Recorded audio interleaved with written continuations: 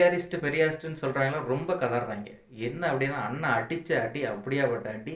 அந்த அடியிலேருந்து எழுந்திருக்கவே முடியல. எவ்வளவோ பொய் பரப்புகளை பரப்புறாங்க. இவர் நேற்று ஒருத்தவங்க இயக்குனர் கிளம்பி வந்தான். என்ன அப்படின்னா அந்த ஃபோட்டோ வந்து தேசிய தலைவரோட சந்தித்த ஃபோட்டோ வந்து நான் தான் எடிட் பண்ணி அவருக்கு நான் வந்து பரிசாக கொடுத்தேன் அப்படின்னு சொன்னேன்.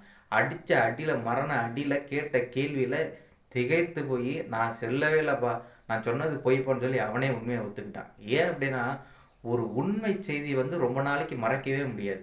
ஒரு பொய்யை ரொம்ப நாளாக கொண்டு போய் செல்லவும் முடியாது. ரெண்டும் வந்து என்னைக்காவது மக்களிடத்துல வெளிச்சத்துக்கு கொண்டு வரும். அப்படி இருக்கும்போது தேசிய தலைவரை சந்தித்து இத்தனை 13 ஆண்டுகள் 16 ஆண்டுகள் ஆகிய பிறகு 13 ஆண்டுகள் இந்த புகைப்படம் வெளிவந்த பிறகும் நீங்கள் வந்து இப்போது வந்து அவதூறு பரப்பி உங்கள் தீக்கா, அதாவது திராவிட முன்னேற்றத்தில் இருக்கும்போது அண்ணன் பேசியதெல்லாம் நான் தலைவர் சந்தித்த தருணங்களை சொல்லும்போது மகிழ்ச்சியாக கைத்தட்டினீங்க. இப்போ சொல்லும்போது ஏன் எரியுதுன்னா நீங்கள் வந்து தமிழ் இனத்திற்கு செய்த துரோகத்தை எண்ணி நாங்கள் விழித்து கொண்டோம். அதை எதிர்த்து இப்போ போராடுறோம். அது உங்களால் சகிக்க முடியல. அதனால வந்து பொய் அவதூறுகளை பரப்புறீங்க.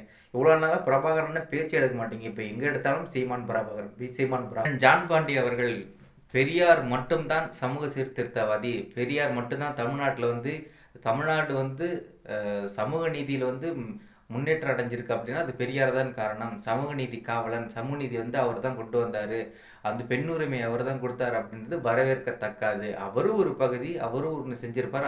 அவர் ஒரு பகுதியில் தமிழ்நாட்டில் ஈரோடுன்னு ஒரு பகுதி அல்லது கோயம்புத்தூர் ஒரு பகுதி அப்படின்னு ஒரு சில பகுதியில் வேணால் அவர் செஞ்சிருக்கலாம். தமிழ்நாடு முழுமைக்கும் அவர் தான் சீர்திருத்தவாதி என்பது முழுமையாக ஏற்றுக்கொள்ள முடியாது என்று அண்ணன் ஜான் பாண்டி அவர்கள் கூறியது மிகவும் வரவேற்கத்தக்கது, மிகவும் மகிழ்ச்சி அளிக்கிறது. பெரியாரின் பின்பத்தை உடைப்பதற்கு இது மிகச்சிறந்த வழியாக இருக்குது. அண்ணன் பேசியது வந்து அதை பின்பற்றி இன்னும் பல பேர் வந்து பெரியார் பிம்பத்தை உடைப்பார்கள் என்று எண்ணி கருதுகிறோம். வாழ்க தமிழ், வளர நாம் தமிழர்.